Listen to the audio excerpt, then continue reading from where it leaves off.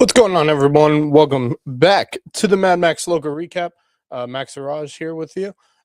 We have a lot to talk about. We got the ticker going down below. A lot to talk about: high school basketball, college basketball, football, all of it. We're going to be talking about all of it here on the show today, January 11th, 2026. And I think the name of the show kind of describes what we've seen, not just here in the Loco sports area, but of course in the world of sports as well this week. And we're going to get to all of those starting now. Let's start off with high school basketball, girls basketball on Friday night. And what a night it was. Region play has opened up this week. First week of region play beginning for all teams in the area. So we'll go down on the list of games. Some of these games are not on the ticker below. Just wasn't able to fit all of them in there, so I do apologize. But let's go over the games on Friday. Girls basketball, Hilton Head wins 35-33 over Bluffton.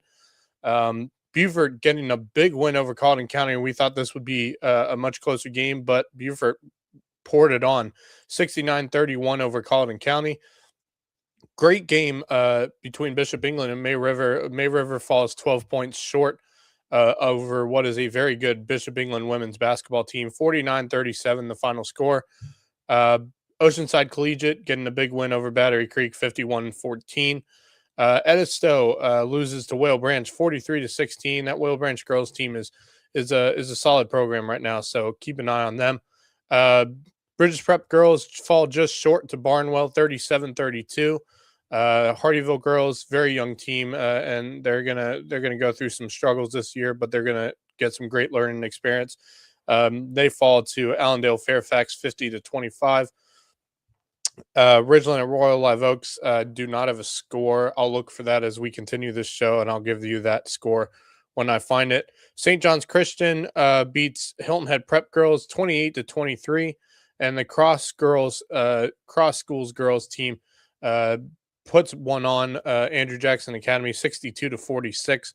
That Cross School girls team is very much so poised for a state championship game and potentially a state title again this year.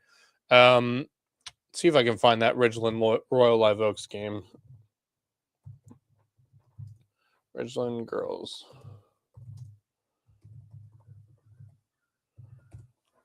See if we have a score here.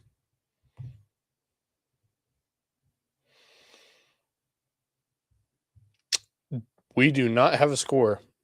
If anyone can find a score for that game, please comment. Put it down in the comments, please. That'd be great. Thank you. So I don't have a score for that game. So hopefully someone has it so they can share it with me. High school boys basketball on Friday night. A lot of great games. Bluffton getting the 77-64 win over Hilton Head. Harry Skinner, 32 points. Malcolm Gordon, 17 points. Ethan Foster, 11 points for Bluffton.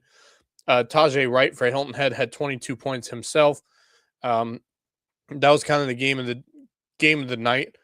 Between those two teams, we had high expectations. It ended up being a really good ball game. Bluffton just pulled away at the end.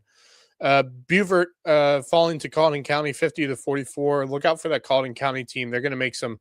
They're going to make some chaos in the 4A region. I believe they're going to pick up a win or two here against opponents you may not expect them to get wins against. They're very difficult, especially at home. May River continues to stay unbeaten with a 51-38 win over Bishop England. The game of, if Bluffton Hilton Head wasn't the game of the night, this one might have been. Battery Creek getting the 71-58 win over Oceanside Collegiate. And as CJ Brown last night on the Loco Sports Lowdown mentioned, 4 overtimes, quadruple overtime between these two teams. Very tough battle, but Battery Creek gets the win. They start 1-0 in region play. Edisto gets a 64-46 win over Whale Branch. Whale Branch boys team, while they got some physical natures in them, they just have not been able to seem to put it together right now. Bridges Prep gets a 64-28 win over Barnwell. Hardyville gets a 74-32 win over an Allendale Fairfax, a game last year, which was very close between these two teams. So clearly, this Hardyville team has really, really grown up and gotten a whole lot better as a group of players.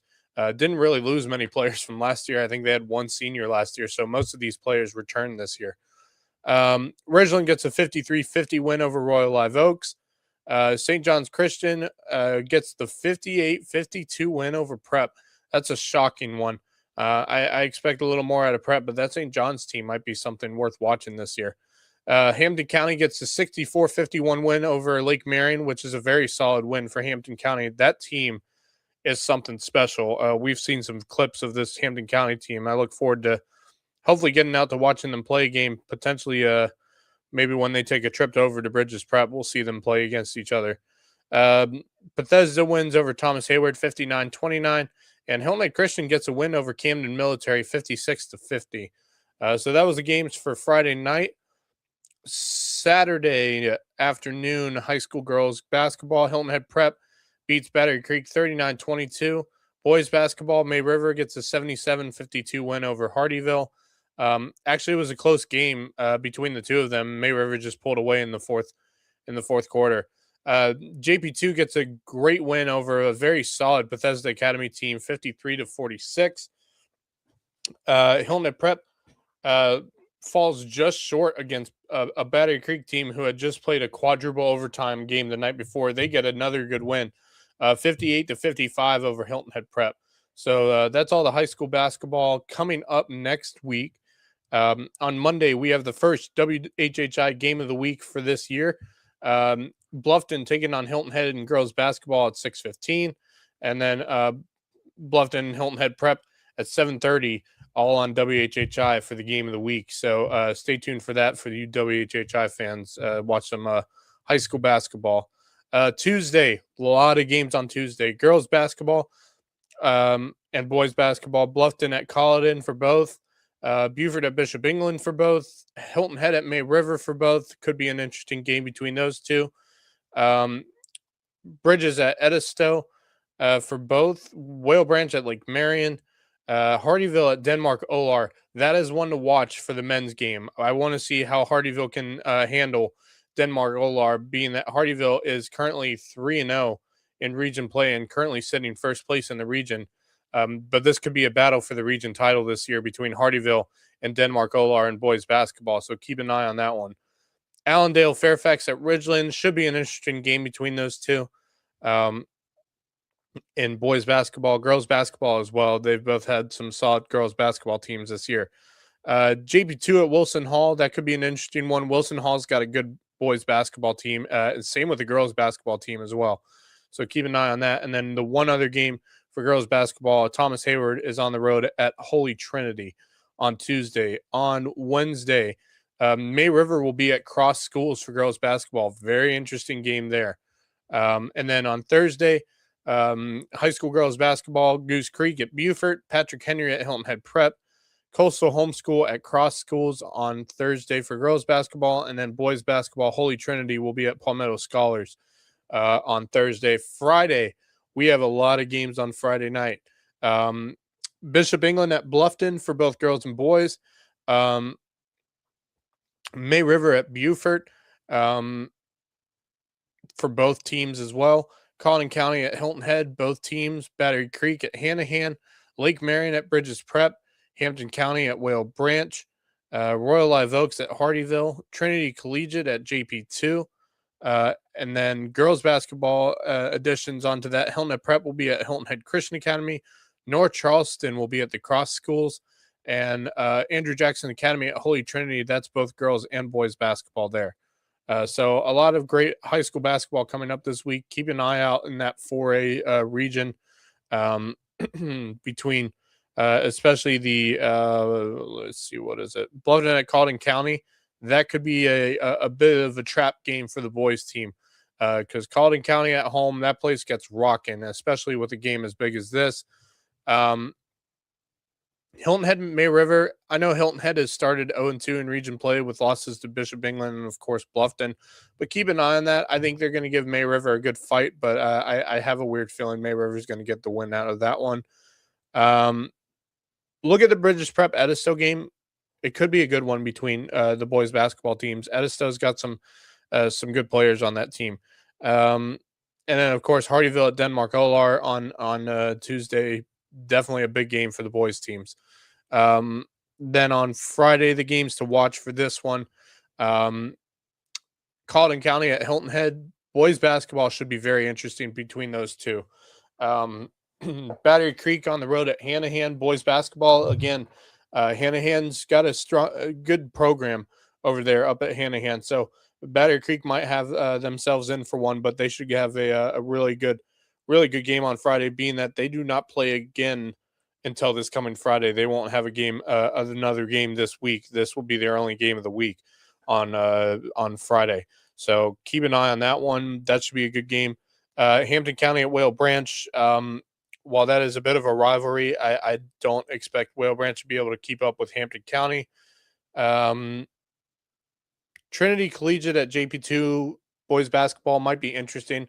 I'm intrigued to see what some teams from outside of our area will look like going up against JP2, especially in skis of 4A. So keep an eye on that one as well. And that goes for both boys and girls basketball in that matchup. All right. Covered some high school basketball. So let's move on to USCB basketball.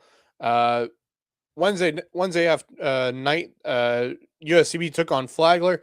USCB got the win 82-74 in women's basketball over Flagler. And what was really a dominant win for USCB. That score may not show it, but USCB for most of the second half was up by around 20 points in the game, and Flagler came back to make it a closer game in the end, but it really wasn't Flagler's day. USCB just completely dominated that Flagler team. So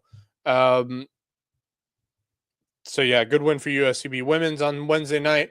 And then the men's team, Evan Kilminster gets the buzzer beater win over Flagler, 83-82, moved USCB to 4-3 in Peach Belt Conference play, and sitting in some pretty good spot going into their matchups on Saturday at Columbus State. Very tough place to play. Women's team going up against the number 19th ranked team in Division II women's basketball, the Columbus State Cougars, only losing by 4, 79-75. USCB tried to get the win here, trying to outscore Columbus State in the fourth quarter. Really good game for USCB, despite the loss to what is a very good ranked Columbus State team. Lydia Gattosi with 21 points, 2 blocks, 1 assist, 7 rebounds. Janiah Hayward, 16 points, 2 steals, 5 assists, and five rebounds. Good night for her. Samantha Bardonaro, 14 points, 3 rebounds. Good night for her. Madison Self, 6 points, 2 rebounds. Tanaya Bowman, 4 points, and 3 rebounds. JD Young, 6 points, 1 rebound. I mean, pretty much almost everyone on this team scored on Saturday. So really good, including Courtney Camel having 2 points of her own with an assist on top of that and a steal. So good defensive effort by USCB. But man, this Columbus State team is really good. Latia Reeves with 24 points for Columbus State, 24 points, 8 steals, a block, and 6 rebounds, as well as 2 assists. So she was really dealing with the basketball for Columbus State, and probably one of the main reasons they won this game. So really good game from Latia Reeves, and all in the span of 26 minutes, excuse me. So really good game by both teams. Just USCB unfortunately fell short, but they're going to be just fine. That USCB women's team is just showing everyone that they can be really something special. See if I can get the women's basketball standings up here, and I'll show them to you guys.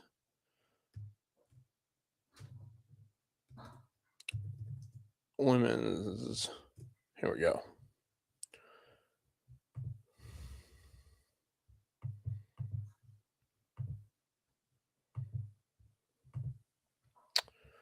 Let's see here.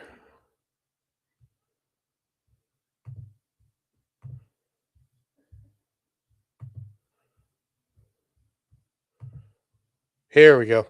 All right. Obviously, North Georgia, 12-5, but 7-0 in conference play. I'm surprised they're not ranked at the moment, but Columbus State was. They're 12-2, 6-1 in conference play. North Augusta, excuse me, not North Augusta, Augusta University 9-5, 5-3 in conference play, and there is USCB women sitting in fourth place right now, 8-7 record, but 5-3 in conference play. They're looking strong. They're looking very strong right now, and they're sitting in a really good spot right now. And the teams that follow, surprisingly, Middle Georgia playing some great basketball right now. They're 10-3 with a 4-3 record in conference play, and following them is Georgia Southwestern at 4-3 as well. So really, I mean, USCB is 3 games behind North Georgia, and basically 2 games behind Columbus State after that loss. So really good, spot for USCB to be in for women's basketball right now, and a shot at potentially hosting right now with how it stands. They would be hosting a home playoff game in the first round if it comes to be. So very intriguing situation there. Now, men's team, like I said on Wednesday, got the huge 83-82 win over Flagler, and then on walk-off buzzer beater by Evan Kilminster on Wednesday. Well, he did it again on Saturday with the game-winning field goal, go-ahead shot to give USCB a 77-75 win over Columbus State. What a game for this USCB team, and really just impressive. And I'll see if I can get the clips up here for Evan Kilminster. While I'm working on that, I'll get the basketball standings up here for USCB now with their 2-0 record this week over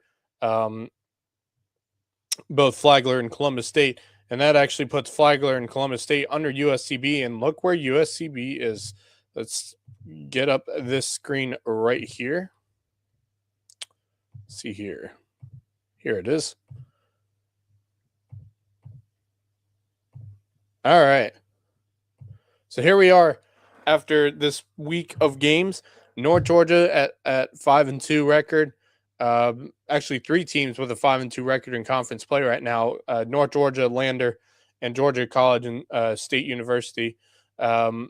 All with really good records overall. I mean, obviously, North Georgia is ranked 15th in the country, 11-2 record. Lander not far behind them, a 10-4 record. Georgia College 10-5. USCB right there, ladies and gentlemen. They have moved up into the 4th position after this week. 11-4 record with a 5-3 conference record. They have won 3 in a row now, and they have the best winning streak currently in conference play. So longest winning streak in conference play. They're on an absolute roll. Interestingly enough, Aiken is struggling at the moment.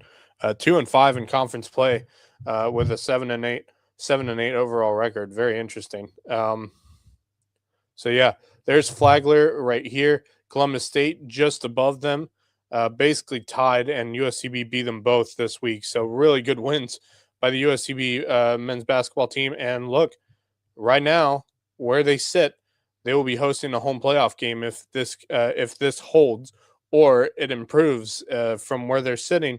They will be coming in with a chance to host a home playoff game in the first round of the PBC conference tournament.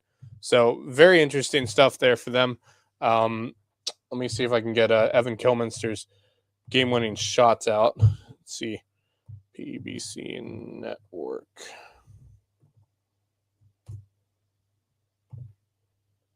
Let's see here.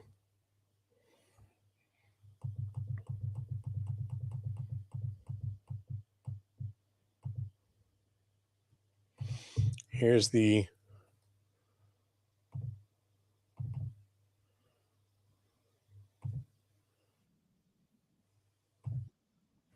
let's see here. Let's see.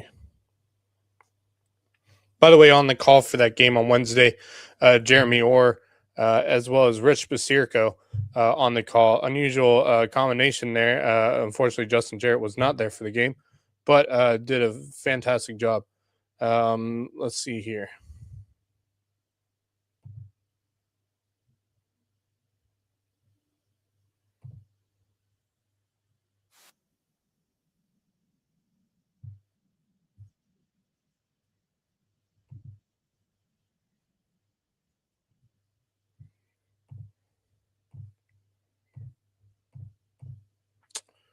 Here we go.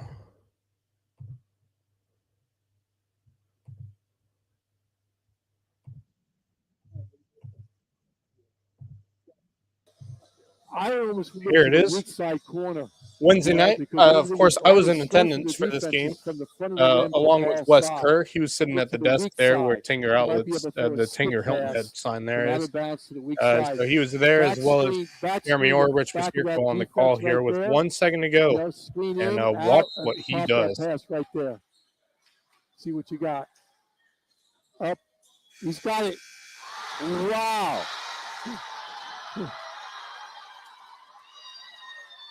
Evan Kilmister, the same exact guy I was telling you, who hit the game winner against Durham, gets his second game winner.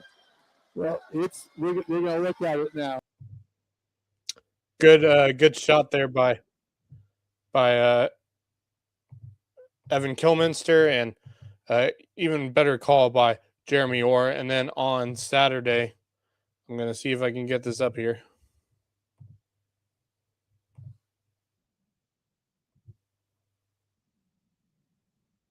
That's a women's game. It's not what I want. There it is. That's what I want.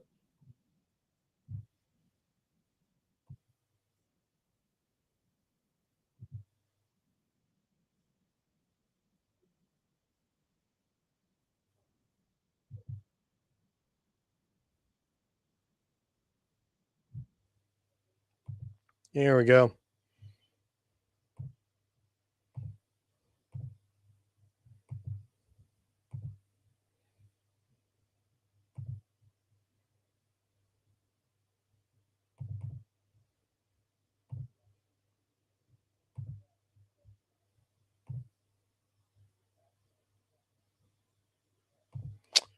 Oh, now it's not working. Hold on.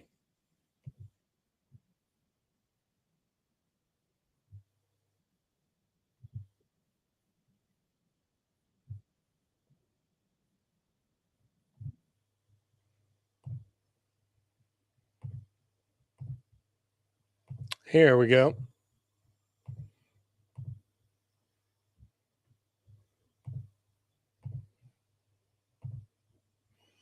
And here is the final play to give USCB the 77-75 win. Evan Kilminster, the clutch machine, ladies and gentlemen. The clutch machine. And you'll see why right here. 4 less than that on the game clock. 3 less than that on the shot clock, I should say. 10 on the shot clock. 75-75. 11 seconds in the game. 6 on the shot clock. Kilminster almost lost it. He saved it. Kilminster 1 on the shot clock. Oh, good. Are you kidding me? With 2.5 seconds, he threw in a prayer and it was answered. And CSU is going to call a timeout. There was 1 second.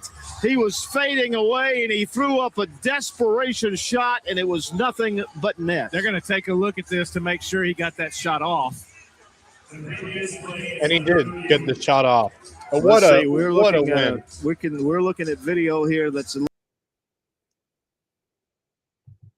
what a win for USCB. What a shot by Evan Kilminster. And yes, Jeff Riley agreeing. It was amazing. It really was. I mean, 2 amazing shots, to be honest, by Evan Kilminster on Wednesday, 1 on Saturday.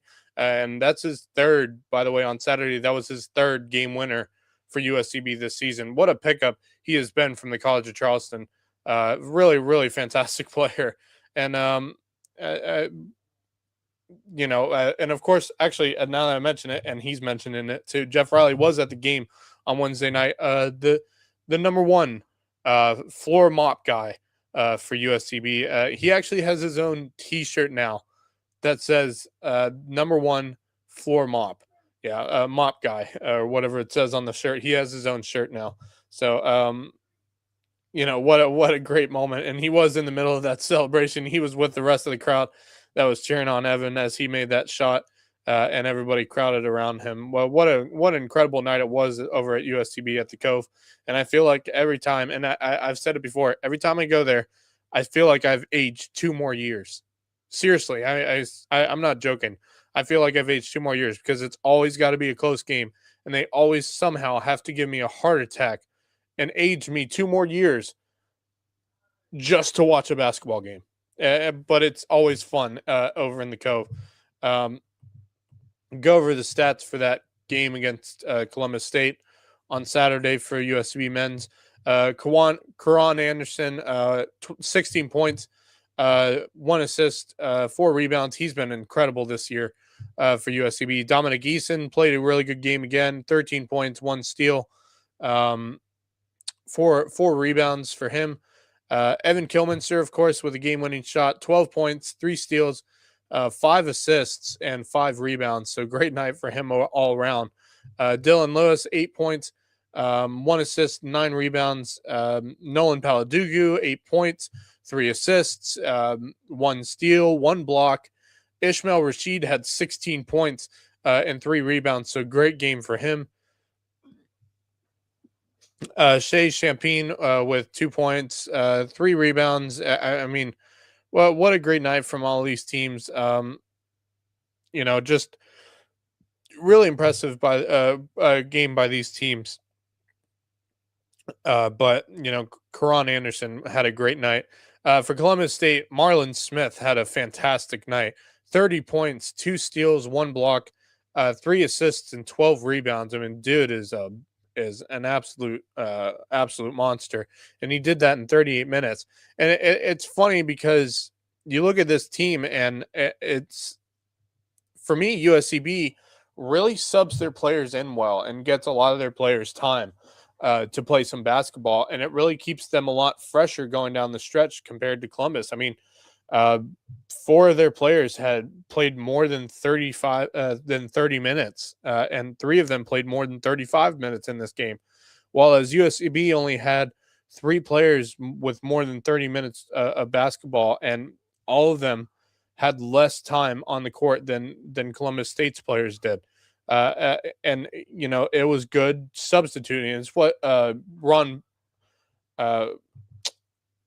It's what this team does really well. Ron Fidala does a great job of subbing these players out. So I look. I think this USCB team is well on their way. They're now sitting at 5-3, fourth in the conference. So really, really, really, really good. Really good games this week for USCB. Let's look at their upcoming schedules for both teams. Let's see here. I believe they're on the road on Wednesday, but they will be at home on Saturday for a big one.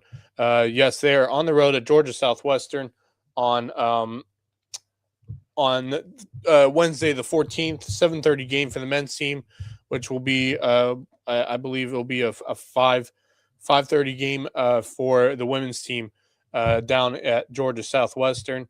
And then on Saturday, a big one for both teams. USCB will be taking on North Georgia's men's and women's basketball teams. Women's basketball team has been pretty solid this year.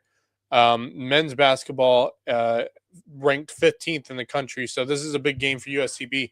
And let's remind everyone, last year at home, USCB took on a ranked North Georgia team and beat them within the last few seconds of the game. Got the win over North Georgia. And at that moment, we realized that this USCB team it might have something special cooking. And so we will be. I think a lot of people are going to be at that game on Saturday. I myself will be doing my best to get down there in time to see them play. So it's going to be a lot of fun for these teams to go at it. So, with that said, I'm going to take a break, and I will be right back. And when we come back, we'll talk about some sports from around the country, including some CFP discussions, as well as what's currently going on in the NFL and what was an absolute thriller of 2 games last night.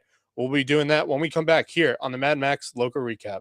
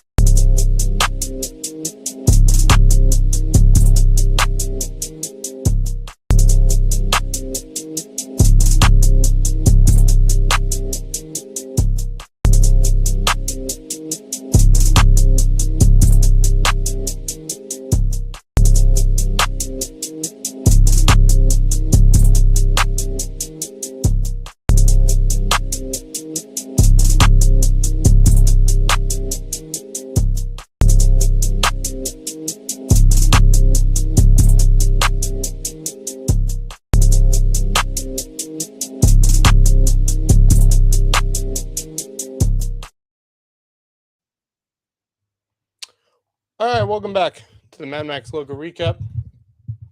Had to grab some water real quick.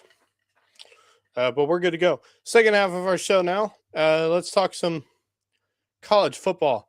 Obviously, college football playoffs, semifinals took place. Excuse me, now I need water again.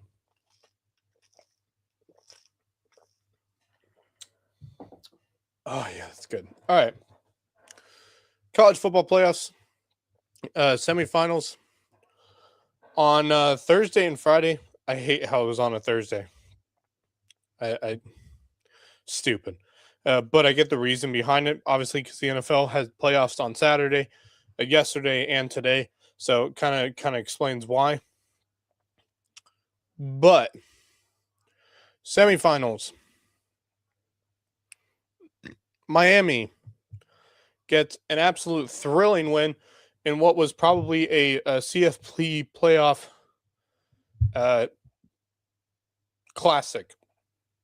Just a classic. Great win by both teams in this one.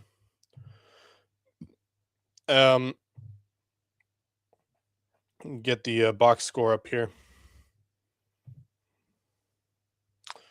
Good, just a great game by both teams. Went down to the wire. Obviously, Carson Beck walked it off with the walk-in touchdown to give Miami the 31-27 win over the Ole Miss Rebels. Carson Beck, 23 of 37 for 268, 2 touchdowns, 1 interception. Trinidad Chambliss, 23 of 37, 277 yards, and 1 touchdown. Good game by him, too.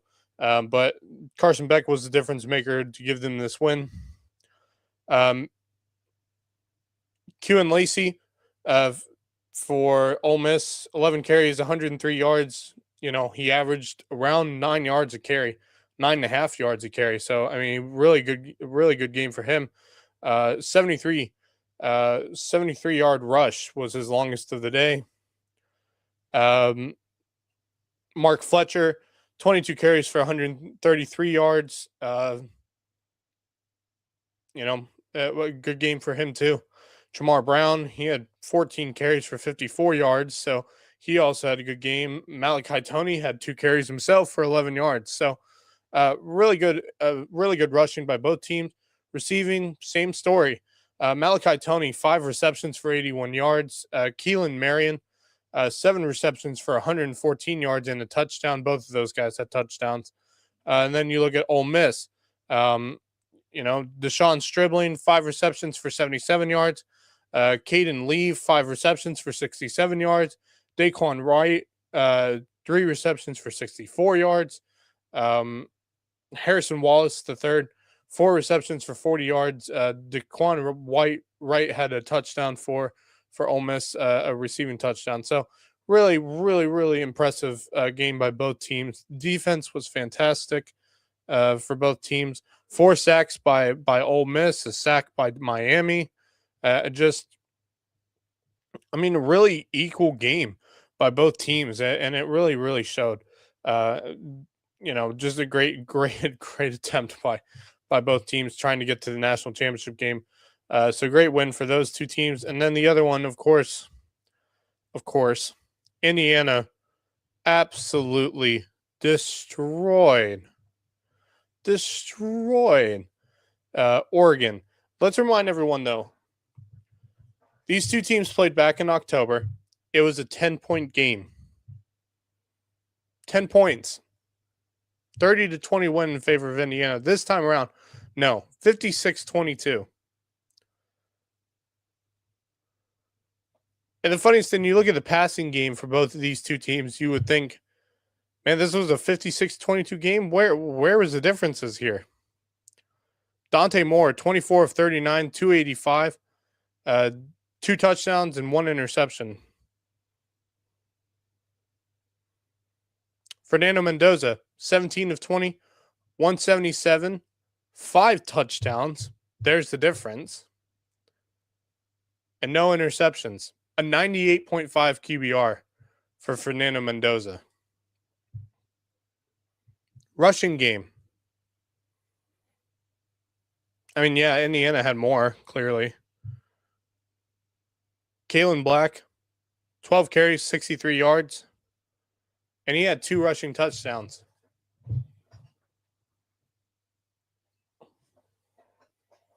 Roman Hemby, 17 carries, 53 yards. Kobe Martin, 4 carries, 42 yards. Fernando Mendoza, 6 carries for 28. 185 total rushing yards for Indiana. Oregon had 93. Derry Hill had 86 rushing yards. Jay Harris had 35 rushing yards and a rushing touchdown. Dante Moore, this is what caused them to have 93 rushing yards. He was 5 carries for minus 28, and I'm sure you're going to see why in just a second as to why he had minus 28. Receiving. I mean, you look at the numbers and you would say, man, Oregon had the better game here, right? No, not really. I mean, yeah, in terms of total yardage, yes, and receiving, yeah, they had a better game. Jamari Johnson, 4 receptions for 83 yards. Jeremiah McClendon, 5 receptions, 64 yards. Jay Harris, 3 receptions, 32 yards. You know, Jamari had a touchdown. And you look at Indiana's receiving, 177. Wouldn't think that's a lot, but it really counted. Elijah Sarrett, 7 receptions, 75 yards, 2 receiving touchdowns. Charlie Becker, 2 receptions for 48 yards, but he had a touchdown. By the way, 2 receptions, 48 yards. 2. Riley Nowakowski, 2 receptions, 18 yards. Omar Cooper Jr., 3 receptions, 17 yards, receiving touchdown. EJ Williams Jr., 1 reception, 13 yards, but that was a touchdown. 5 receiving touchdowns in this game. And 2 rushing touchdowns for Indiana. 5. 5.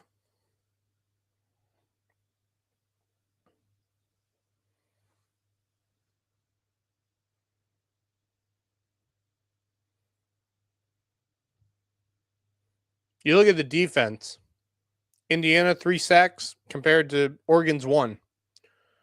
Indiana, 10 tackles for loss. 10 compared to Oregon's 5.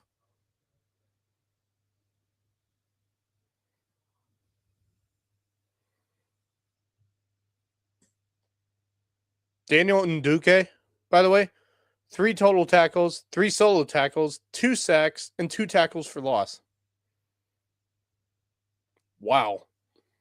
Unreal.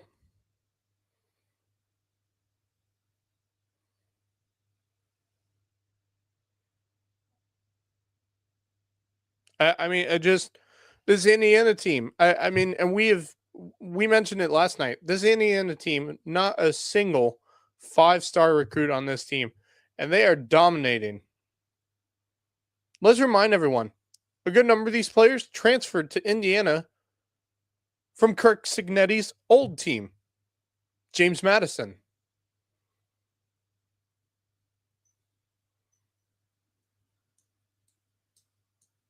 I mean, it's just so exciting to see this team. And by the way, I've been seeing in social media, they've been talking about College Game Day, obviously going to be at the national championship game. And I just think, wouldn't it be cool if Lee Corso was there for the final College Game Day? I know he's retired and whatnot, but how cool would it be?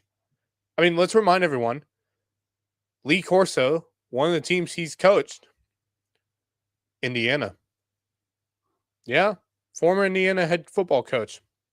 Got them to their first ever bowl game, their first ever bowl win, the Holiday Bowl. Way back when. But how cool would it be for him at one of his former schools during his coaching years? He's there to see them win a national championship for their first ever national championship. A school that was, in terms of their record and winning percentage, one of the worst in the history of college football. And now they are 1 win away from a national championship game. And by the way, a couple interesting things in this one, this game between these two.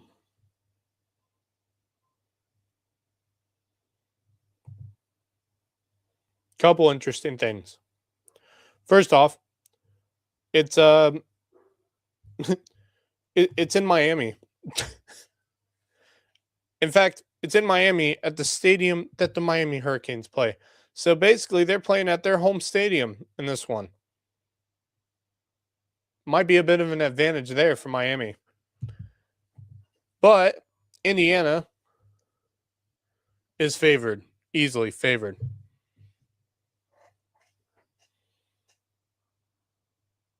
Indiana Hoosiers 7.5-point favorites right now.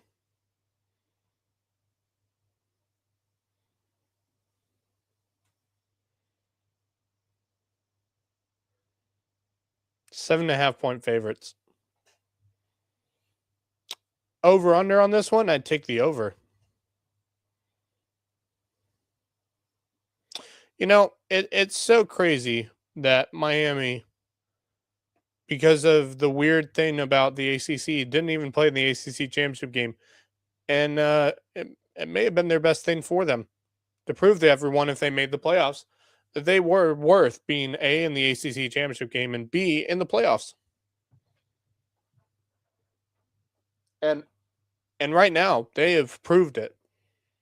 They have proved it.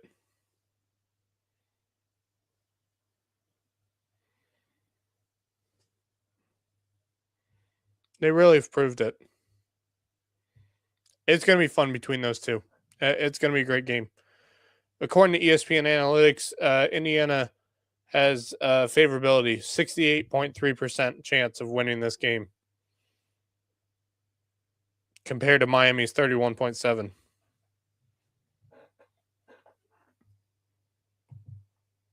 Indiana 25-2 the last two seasons. One of the worst teams in college football for the longest time. They are 25-2 in the last 2 years under Kirk Cincinnati. What a turnaround. What a turnaround. All right. Let's move on. The NFL, where last night we had two fan-frickin-tastic games.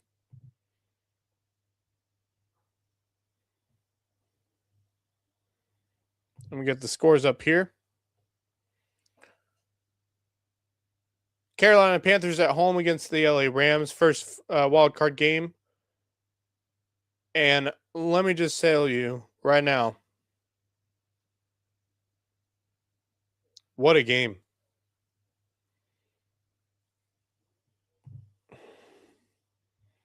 I mean, LA was up 17-7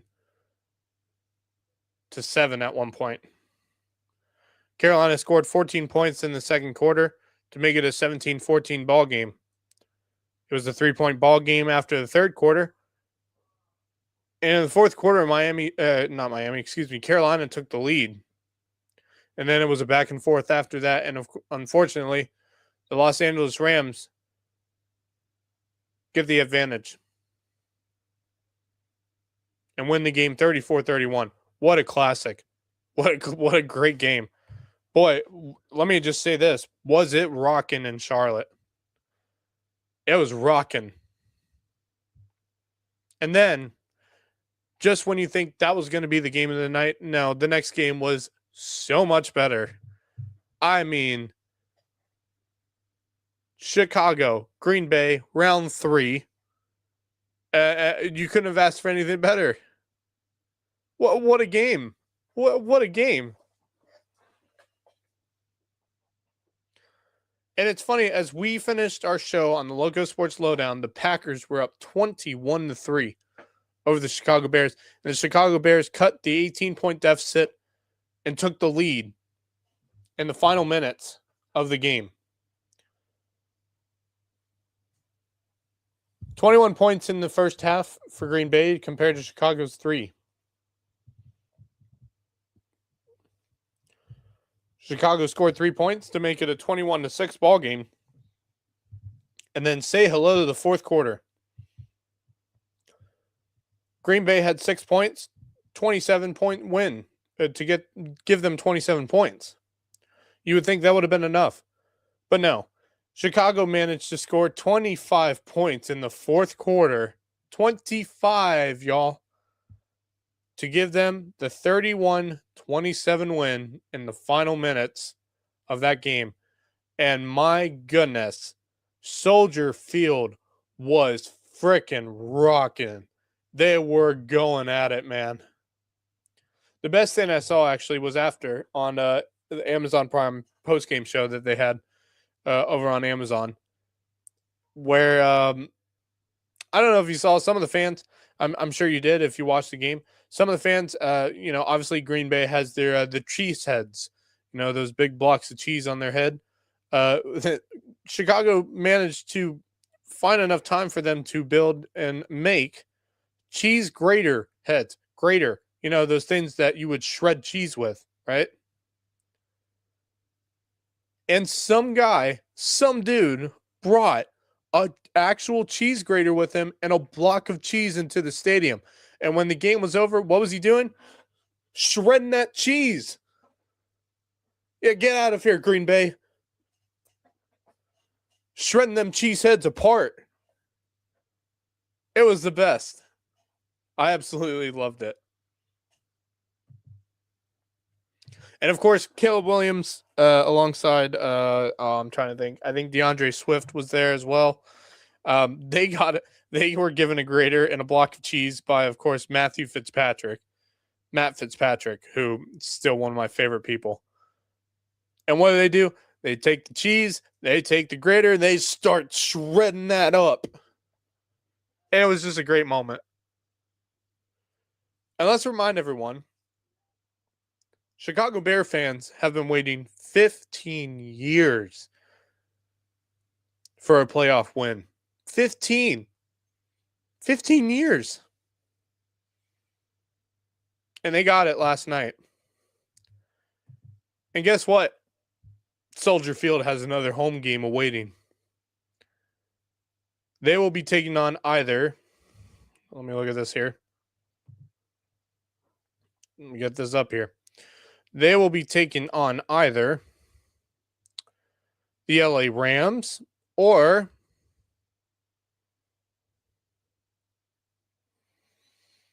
would it be the 40? Well, if the 49ers win, they'll be in Seattle, which means the Rams will be going to Chicago. If the Eagles win, the Rams will be going to Seattle for what could be a great NFC West matchup. And the Eagles would come to Chicago. So really great thing there. So two really great games, but we have more games going on currently right now. Let's see if I can get the scores up right now. I do know for a fact, yes, I am correct. Jacksonville is up 24-20, but the Buffalo Bills are currently in the red zone with 2 minutes to go in the fourth quarter. They need to score a touchdown here to give them the lead. Otherwise, field goal is just not going to do it for them.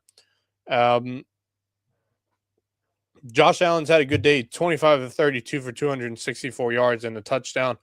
Travis Etienne, 10 carries for 67 yards for Jacksonville. Washington for Jacksonville is 7 receptions, 107 yards and a touchdown. So good game for him. Following that game, 49ers taking on the Eagles in Philadelphia. I expect the Eagles to be the favorites in that one. Although I will say, it's funny enough to think that the 49ers are 12-5 right now. Crazy. And they have a 7-2 record on the road. So very interesting there between those two. That will be taking place at 4:30 at Lincoln Financial Field. And then 8:15 tonight for the primetime game at Gillette Stadium in Foxborough. Who thought we would be seeing a home playoff game for the New England Patriots this year? I did not see that coming. The 14-3 Patriots will be taking on the Los Angeles Chargers at home. And what should be a fantastic game between those two teams. Obviously, we know that Justin Herbert really wants a playoff win here. I know he does, but he's got to go through Drake May and Henderson, Stephon Diggs.